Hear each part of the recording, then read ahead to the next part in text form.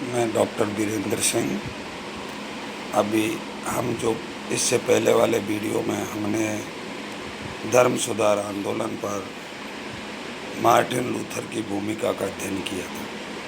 अब हम देखते हैं कि धर्म सुधार आंदोलन का यूरोप के अन्य देशों पर क्या प्रभाव पड़ा, इसके बारे में हम चर्चा करेंगे। इसकी चर्चा हम प्रत्येक देश के यूरोप के देश के अनुसार करेंगे, जिसमें हम इसका अध्ययन विद्वानों के द्वारा क्या उनके मत प्रकट किए गए उस देश में, उसके आधार पर इसकी चर्चा करेंगे। सबसे पहले हम देखते हैं स्विट्ज़रलैंड के बारे में कि स्विट्ज़रलैंड पर धर्म सुधार आंदोलन का क्या प्रभाव पड़ा। इसके लिए सबसे पहले हम देखते हैं यूलरिच जिंगली के द्वारा विचारों का स्विट्ज़रलैंड पर प्रभाव। यूलरिच जिंगली मार्टिन लूथर का समकालीन था। इसने वियना एवं ब्रुसेल में उच्च शिक्षा प्राप्त की। यह एक मजिस्ट्रेट का पुत्र था। स्विट्ज़रलैंड में इसने प्लेग फैलने से प्रभावित हुआ और कैथोलिक पादरी बना। मार्टिन लूथर की शिक्षाओं से प्रभावित होकर 1523 में उसने अपने आप को पृथक कर लिया। जिंगली लूथर की अपेक्षा उग्र था। उसकी उपलब्धियां या विचारधारा को हम कुछ महत्वपूर्ण बिंदुओं के माध्यम से समझ सकते हैं। 1523 में उसने 67 थीसिस लिखे, जिनमें उसने चर्च की सांसारिकता व भ्रष्टाचार की आलोचना की। जिंगली ने चर्च में सामूहिक प्रार्थनाओं व चित्र लगाए जाने का विरोध किया, पाप मोचन पत्रों की बिक्री का विरोध किया, लैटिन बाइबल के अध्ययन का विरोध किया, तीर्थ यात्राओं एवं ईसाई संस्कारों का विरोध किया, ईसाई पादरियों के लिए विवाहित जीवन की वकालत की। जिंगली के समय स्विट्ज़रलैंड 13 कैंटन में विभाजित था। जिंगली के प्रभाव से ये कैंटन 2 भागों में विभाजित हो गए, जिनमें आधे जिंगली के समर्थक बने एवं आधे पोप के समर्थक बने। इस विभाजन से इन दोनों गुटों में गृह युद्ध की स्थिति बन गई और 1531 में इस संघर्ष में कैपल नामक स्थान पर जिंगली की मृत्यु हो गई। स्विट्ज़रलैंड में दूसरे विद्वान के रूप में हम देखते हैं जॉन जीन कैल्विन का प्रभाव। जॉन जीन कैल्विन मूलतः फ्रांसीसी था और प्रकार्डी नामक स्थान के एक धनी वकील प्रोटेस्टेंट मत का समर्थक था। फ्रांस कैथोलिक राज्य होने के कारण वहाँ कैल्विन द्वारा प्रोटेस्टेंट धर्म का प्रचार करने पर फ्रांस के शासक फ्रांसिस प्रथम ने कैल्विन को देश से निष्कासित कर दिया। 1533 में वह स्विट्ज़रलैंड चला गया। वहाँ उसने जिंगली के कार्य को आगे बढ़ाया। उसने अपने विचारों से बाइबल की सर्वोच्चता पर बल दिया, त्योहार उत्सव आदि मनाने का विरोध किया, थिएटर का विरोध किया। 1536 में उसने एक पुस्तक लिखी, the institute of Christian religion, अर्थात ईसाई धर्म की रीतियाँ। यह पुस्तक उसने फ्रांस के शासक फ्रांसिस प्रथम को समर्पित की। यह धार्मिक साहित्य की उत्कृष्ट कृति मानी जाती है। कैल्विन ने निवृत्ति के सिद्धांत का समर्थन किया, जिसके अनुसार ऐसे लोगों जिनकी नियति में मोक्ष प्राप्त करना है, उन्हें स्वर्ग एवं ईश्वर के बीच किसी मध्यस्थता की आवश्यकता नहीं है, पर बल दिया। कैल्विन की विचारधारा को कैल्विनवाद कहा जाता है। कैल्विन ने चर्च की व्यवस्था हेतु वृद्ध या वरिष्ठ पादरी नियुक्त किए जाएं, जिन्हें प्रेस्बिटर्स कहा गया। इसलिए कैल्विन के अनुयायी प्रेस्बिटेरियन कहलाए। फ्रांस में कैल्विन के अनुयायियों को ह्यूगनॉट्स कहा जाता था। हॉलैंड में कैल्विन के अनुयायियों को डच रिसर्च चर्च कहा गया। इंग्लैंड और अमेरिका में कैल्विन के जो अनुयायी हैं वे प्यूरिटेन्स कहे जाते थे। इस प्रकार कैल्विन का प्रभाव स्विट्ज़रलैंड के लोगों पर हम इन बिंदुओं के रूप में देख सकते हैं। अब हम देखते हैं फ्रांस पर धर्म सुधार आंदोलन का प्रभाव कैसे पड़ा। फ्रांस में भी धर्म सुधार आंदोलन का प्रभाव पड़ा। यहाँ कैल्विनवाद अधिक प्रचलित हुआ। यहाँ कैल्विन के अनुयायी ह्यूगनोट्स कहलाए। यहाँ ह्यूगनोट्स एवं कैथोलिकों के बीच लंबा संघर्ष चला। फ्रांस की कैथोलिक सरकार ने ह्यूगनोट्स के विरुद्ध दमनकारी नीति अपनाई और 1598 में फ्रांस के शासक हेनरी सस्टम, जो कि बुरबोन वंश का शासक था, ने शांति स्थापना हेतु नेटिंग्स के आदेश जारी किए। इन आदेशों के द्वारा ह्यूगनोट्स को धर्म की स्वतंत्रता प्रदान की गई और इस प्रकार फ्रांस में भी सुधारवादी लोगों को अपने विचार रखने की आज़ादी मिली। अब देखते हैं स्कॉटलैंड पर प्रभाव। स्कॉटलैंड में जो प्रमुख विद्वान हुए वो थे जॉन नॉक्स। स्कॉटलैंड में सर्वप्रथम जॉन वाइक्लिफ की शिक्षाओं का प्रभाव पड़ा था। यहाँ धर्म सुधार आंदोलन का नेतृत्व जॉन नॉक्स के द्वारा किया गया। जॉन नॉक्स को प्रारंभ में सफलता नहीं मिली, इसलिए कुछ समय के लिए वह इंग्लैंड चला गया एवं इंग्लैंड में स्विट्जरलैंड चला गया, जहाँ उसकी भेंट कैल्विन से हुई और कैल्विन के विचारों ने उसे प्रभावित किया। कैल्विन की सलाह पर उसने स्कॉटलैंड वापस लौटकर वहाँ कैल्विन की शिक्षाओं का प्रचार किया।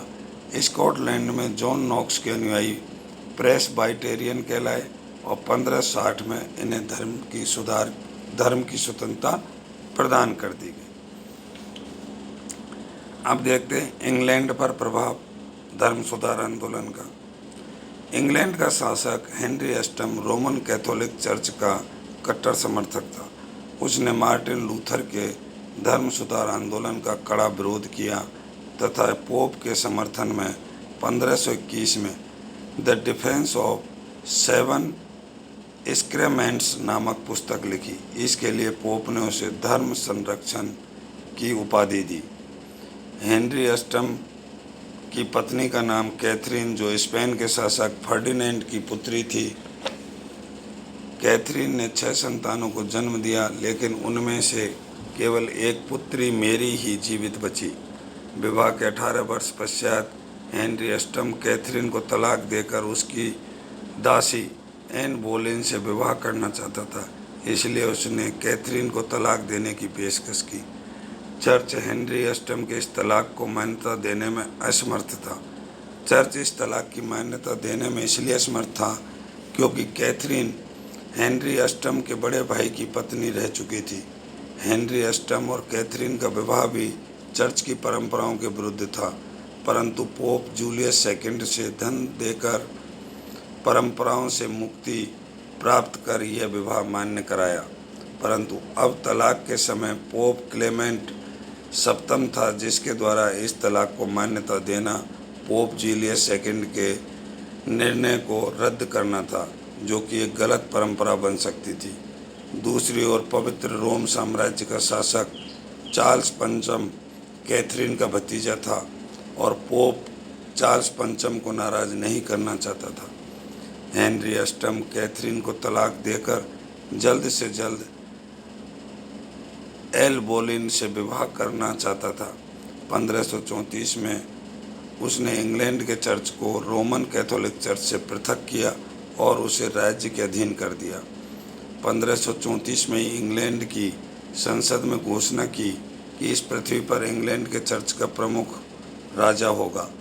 हेनरी अष्टम ने एक आदेश के अनुसार चर्च की संपत्ति को जब्त किया तथा पोप की भेजी जाने वाली अपीलों पर प्रतिबंध लगा दिया। इस प्रकार हेनरी अष्टम ने इंग्लैंड के चर्च को राज्य के अधीन कर दिया। यह अब एडवर्ड सस्टम जो अगले शासक हुए, यह हेनरी अष्टम के पुत्र थे। जब वह शासक बना तब नाबालिग था, इसलिए उसके लिए अल्पायु शासन समिति का गठन किया गया। इस समिति के सभी सदस्य प्रोटेस्टेंट धर्म के अनुयायी थे। इस प्रकार एडवर्ड सस्टम के शासनकाल में इंग्लैंड में प्रोटेस्टेंट धर्म का प्रचार हुआ और यही इंग्लैंड का राजधर्म बना। टॉमस क्रैमर ने 1549 में सामूहिक प्रार्थनाओं पर बुक ऑफ कॉमन प्रोग्राम नामक पुस्तक लिखी। यह आज भी इंग्लैंड के चर्च की प्रार्थनाओं की आधार पुस्तक है। मेरी ट्यूडर, यह कैथरीन से हेनरी अष्टम की पुत्री थी। स्पेन के राजकुमार फिलिप द्वितीय से इसका विवाह हुआ। यह कैथोलिक धर्म की कट्टर समर्थक थी। उसने कैथोलिक धर्म को राजधर्म घोषित किया तथा प्रोटेस्टेंट के खिलाफ दमनकारी नीति अपनाई, जिसके तहत हजारों प्रोटेस्टेंटों को अग्नि वेदियों पर चढ़ा दिया गया, जिनमें क्रैनमर भी सम्मिलित था। इसी कारण से मेरी ट्यूडर को इंग्लैंड के इतिहास में खूनी मेरी कहा जाता है। 1558 में इसकी मृत्यु हो गई और इसके और फिलिप के कोई संतान नहीं थी।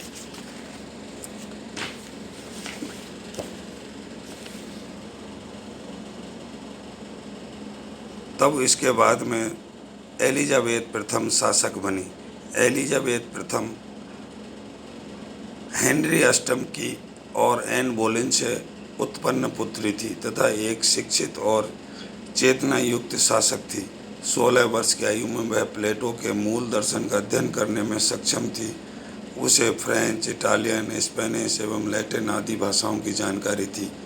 उसने धार्मिक सहिष्णुता की नीति अपनाई तथा सत्ता में आने के तुरंत पश्चात इंग्लैंड में एंग्लिकन चर्च की स्थापना की, जिस पर राजा का पूर्ण प्रभुत्व स्थापित किया गया। इस चर्च के लिए संसद में 39 सूची निर्धारित कर इसे राज्य के अधीन किया गया। अब देखते हैं नॉर्वे पर प्रभाव। यहाँ का नॉर्वे का शासक फ्रेडरिक प्रथम था, जो कि मार्टिन लूथर का समर्थक था। उसने अपने राज्य के चर्च को रोमन कैथोलिक चर्च से पृथक किया तथा चर्च की संपत्ति को जब्त कर लिया। 1553 में इसकी मृत्यु हो गई और उसके पश्चात क्रिश्चियन शासक बना, जिसके समय कैथोलिक और प्रोटेस्टेंट के बीच गृह युद्ध की स्थिति बन गई। इसे समाप्त करने के लिए प्रोटेस्टेंट को राजधर्म घोषित किया गया। इस प्रकार नॉर्वे में धर्म सुधार आंदोलन का प्रभाव हुआ और वहाँ पर प्रोटेस्टेंट को राजधर्म घोषित किया गया। अब देखते हैं स्वीडन में। यहाँ का शासक गुस्तवस था और 1521 में उसने स्वीडन के चर्च को रोमन कैथोलिक चर्च से पृथक कर चर्च की संपत्ति को जब्त कर लिया तथा उसमें धर्माधिकारियों की नियुक्ति का दायित्व अपने ऊपर ले लिया। उसने बाइबल का स्वीडिश भाषा में अनुवाद करवाया और प्रोटेस्टेंट को राजधर्म घोषित किया। इस प्रकार इन देशों के अतिरिक्त पोलैंड, हंगरी और हॉलैंड आदि देशों के राजाओं ने अपने राज्य के चर्च को रोमन कैथोलिक चर्च से पृथक कर लिया और प्रोटेस्टेंट धर्म को अपना राजधर्म घोषित किया। ये धर्म सुधार आंदोलन का यूरोप के विभिन्न देशों पर प्रभाव था।